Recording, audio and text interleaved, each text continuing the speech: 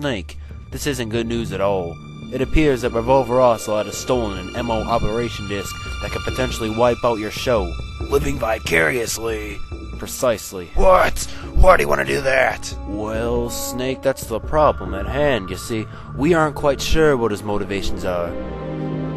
And that's what makes Ocelot very dangerous. The first thing you have to do is infiltrate the perimeter. It's not going to be easy, Snake. Are you well prepared? I'll have to make do with what I got. M19, a survival knife, cardboard box. That will have to do for now. Just keep going north and you'll find your way to a tunnel. This is where Ocelot is believed to be hiding. Good luck, Snake, and be careful. Roger that, Major.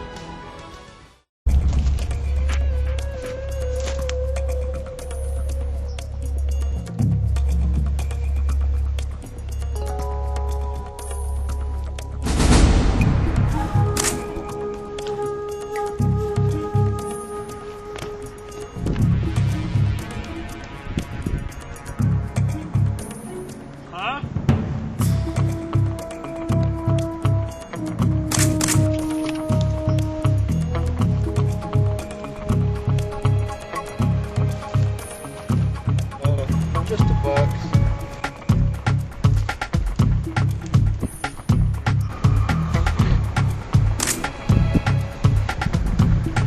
Hey, wait a minute. Why is there a box out here?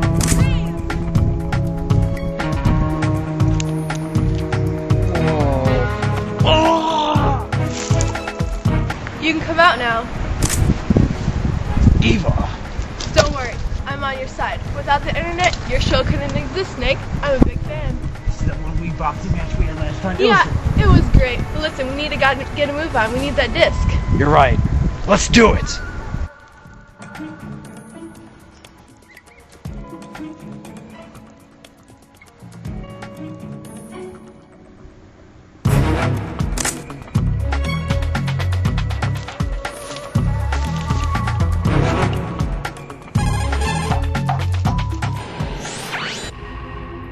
Major, this really isn't a good time. My dearest apologies, Snake, but there's something I really have to tell you. Something you have to tell me.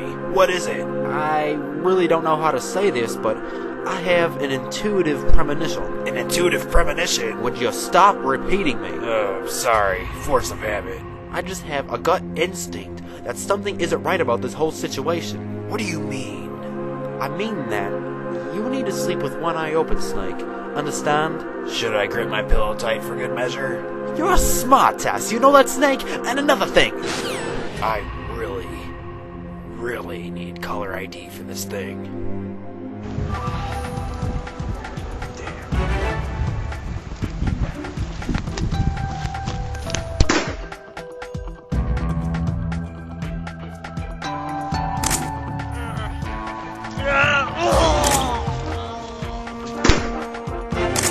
Eva, you can come out now. I took care of them. They need more than that to take on this one-man army. Huh, you're clearly not a man, Eva. Maybe not, but I helped you take out those guards, didn't I? True. But look, we need to get a computer as fast as we can. If Ocelot gets there fast, we're toast. Is that all you care about is your silly little show? It's a good show. There's more important matters than that right now. Alright, let's go.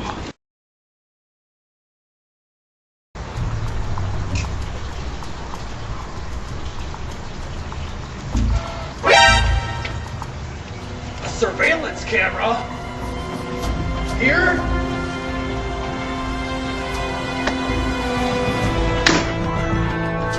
Eva! What happened? took a few shots. Get Ocelot always catches its prey. Why would you shoot her? I brought her into this. It's for self-defense.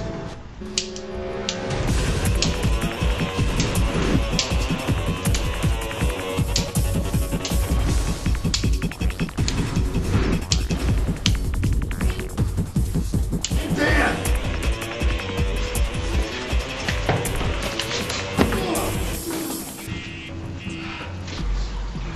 What's that smell? Bitch is wearing perfume.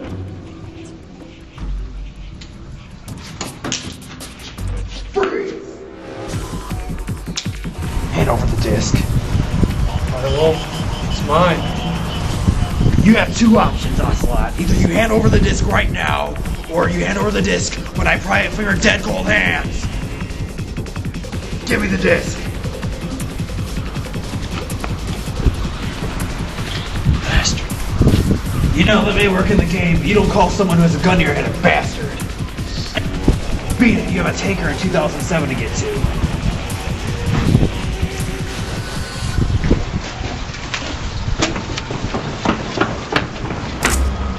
Oh, Snake, you saved the show! How's your leg? It's perfectly fine. I ate some rations. I see. You know, Snake, I think we're the only ones here now. Wanna have fun? Fun? What kind of fun? I have Monopoly. How on the earth can you hold Monopoly? Yeah, if I could fit a cardboard box in my pocket, I could fit a damn Monopoly. I'm not talking about board games. Are you talking about the DS? I just got Yoshi's Island 2 and... No, Snake, no games. Close your eyes, you'll understand. You ready, big boss? Yeah, I guess so.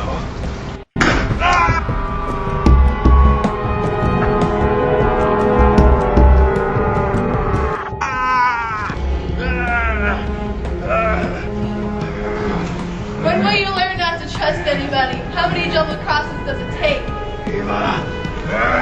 The pleasure is mine, Snake. Now the internet and living vicariously is mine. No! Intuitive premonition. That's what he meant.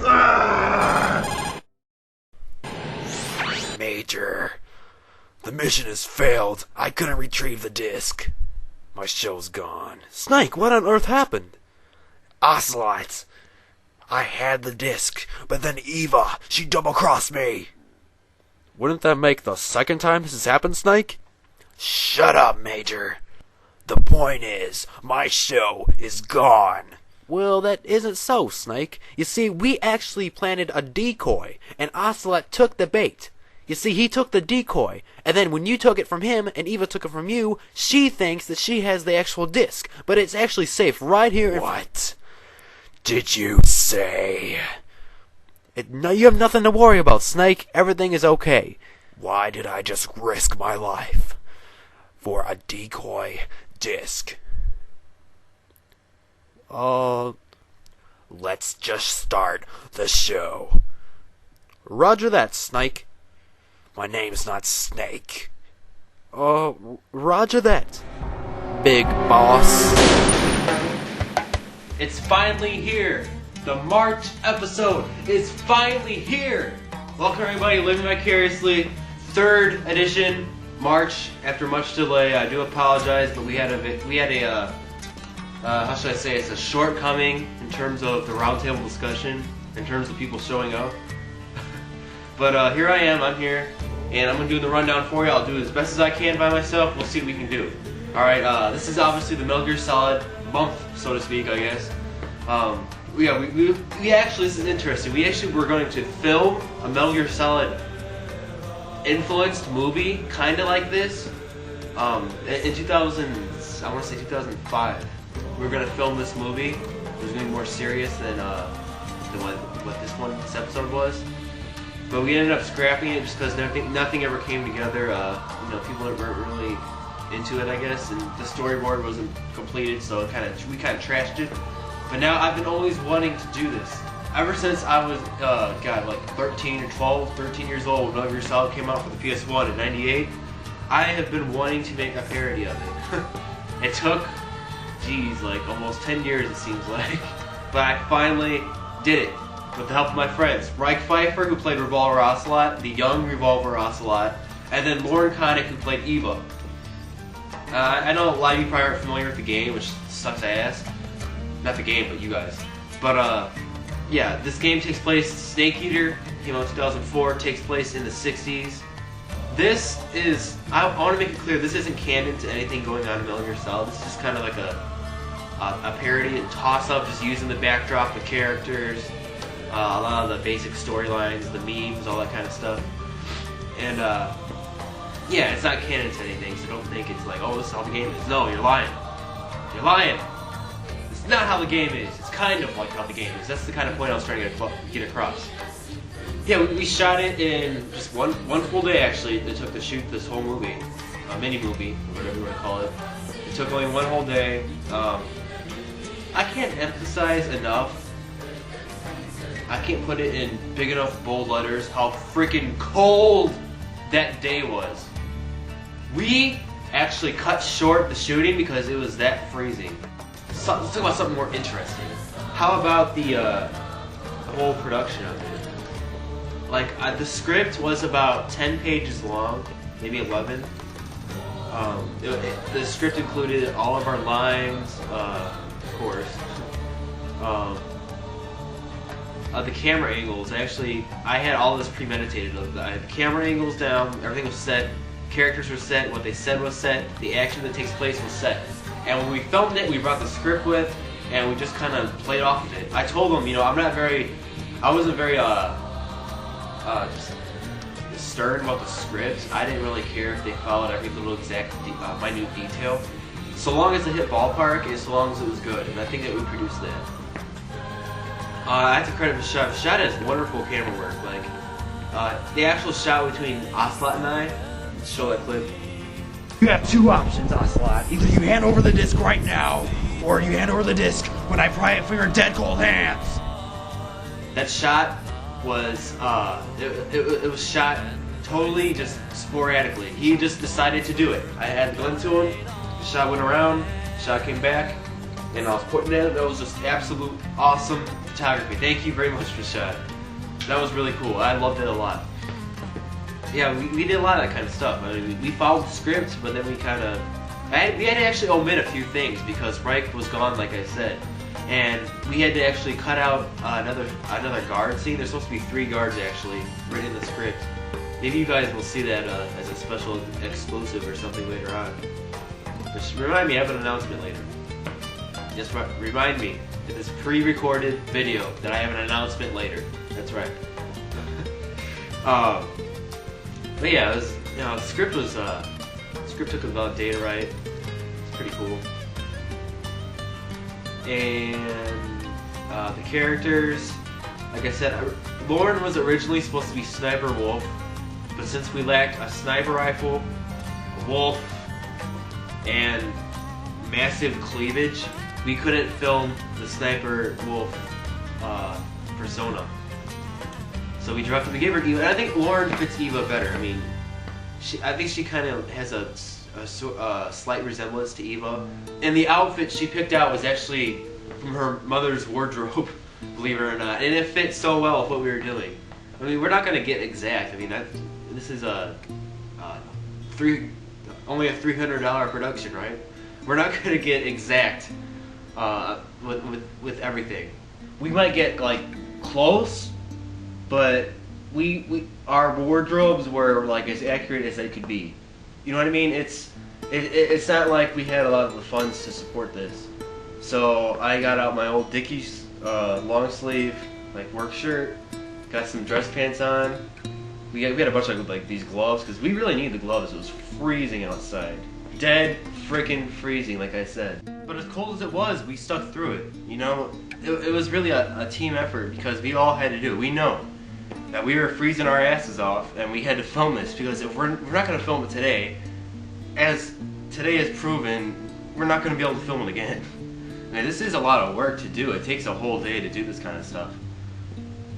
You wouldn't think so because it's kind of so short, but between all the things we have to cut, just actual getting to the area. Oh, speaking of area, let's talk about the area right now. There is a part in the trails here in Indiana where you go down the trail and then there's this gated area. It's by Swanson, I believe. There's this gated area, and when you look down, there's like this. It's pavement, and then there's like this beautiful river, and it's like, what? Where did this come from? So I knew about the spot since I was like 10 or so. I used to go on the trails all the time, and me and my friend used to play like Star Wars on our bikes, and we used to like go down in like into the woodsy areas and kind of just act things out. It was a lot of fun, and so I knew of this place, and I was surprised to see it was still there, and the water was fluid.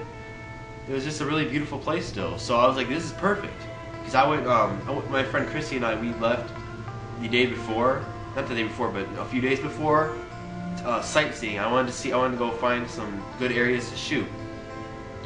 As you see, we ended up with two areas. The actual ravine that I'm talking about, and then the tunnel. The tunnel is just perfect. At night it lights up, right? At nighttime it's just totally pitch black, and then there's this yellow tunnel. It's just like this sterile yellow tunnel, and it's just dark, and it looks like a bright sewer almost. It's like a very grimy kind of, just a lifeless place. And it was perfect to shoot the last battle scene between Ocelot and I. It didn't exactly happen like that at all in Metal Gear Solid, but tunnels like that, it just reminded me of the end of MGS1, where Liquid Snake is chasing Solid Snake down the tunnel in his Jeep or whatever it was, and you have to shoot him with a machine gun. I got that reminiscence from that. So I thought this is perfect. We all kind of contributed to the idea. I really wanted to shoot there because shoot day broke up into 2 different days. We broke up into the cold as hell daytime where we were either got frostbitten, and then we cut it off into the tunnel scene, which is the boss scene that happened at nighttime. Let's talk about the Metal Gear Solid games, okay? I want to familiarize my audience because, believe me, I'm well aware that a lot of you aren't avid gamers like I am, and I know some of you guys aren't familiar. So I compiled a clip of all these different elements that we borrowed from the games in this segment, so you can understand it better and appreciate it more, and it'll be more funny. So here, take a look.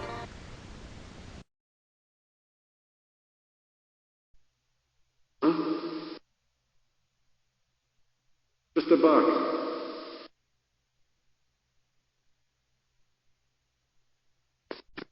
Huh? Whose footprints are these? A surveillance camera?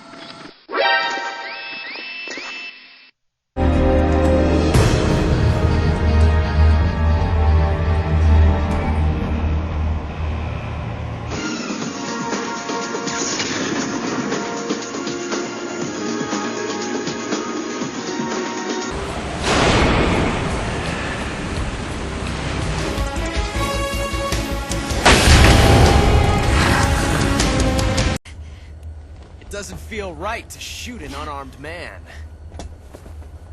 But I'll get over it. Eva!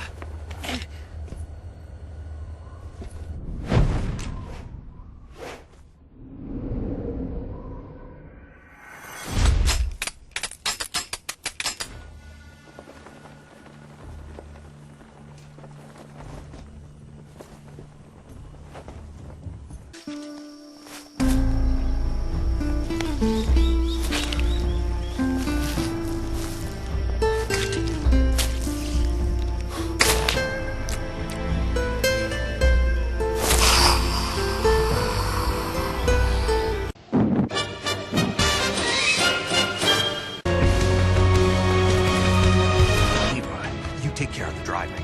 Yeah? Yeah, I trust you. On one condition, though. Leave the fighting to me. You got it. I was getting tired of running away anyway. Eva, let's do it.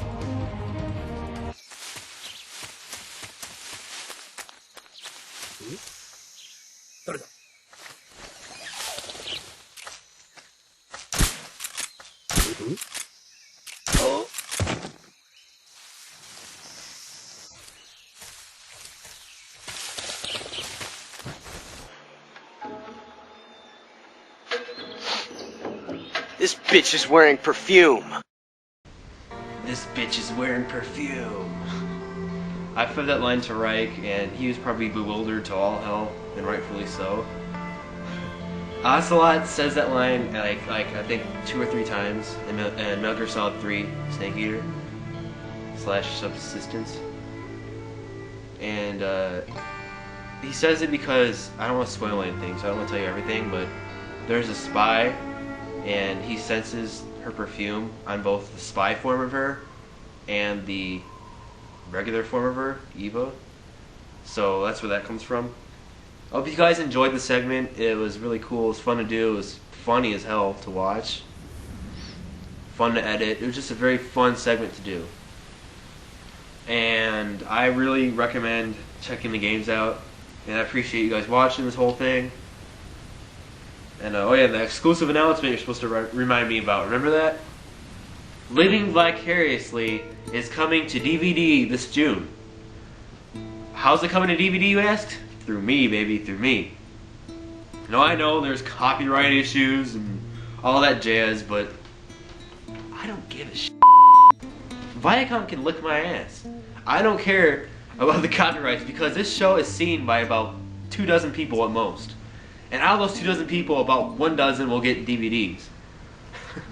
I don't want to undermine my whole, creative opus or whatever, but it's the cold hard truth.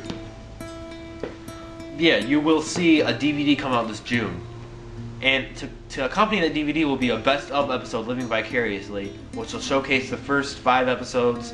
And I'll throw in some bonus features too. The DVD is going to have a ton of great exclusives.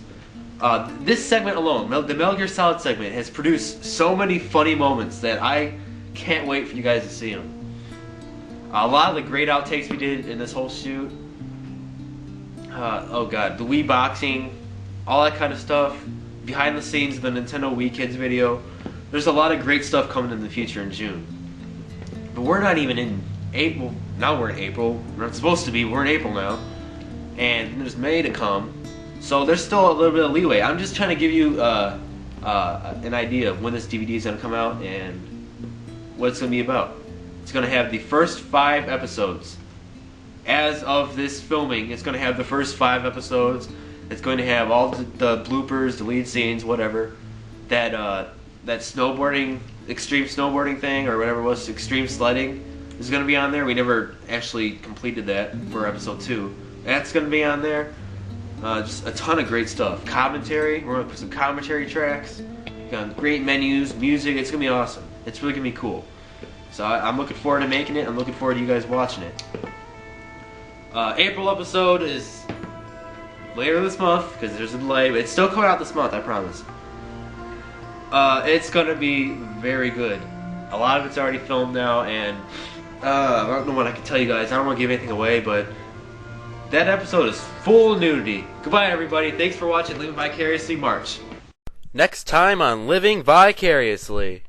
In the next episode of Living Vicariously, you'll follow me, Delta Zero, as I go through my daily tasks in A Day in the Life of Delta Zero.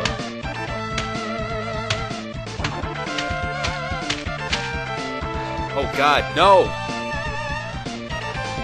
Plus, who is making their big return? Is it Reich Pfeiffer, Lauren Connick, Ashad Patel, Olmec, Andrew the Mighty Cole? Or is it the Boxcar Kids? Tune in next time to find out, coming this April 2007. This is forgiveness, so I know.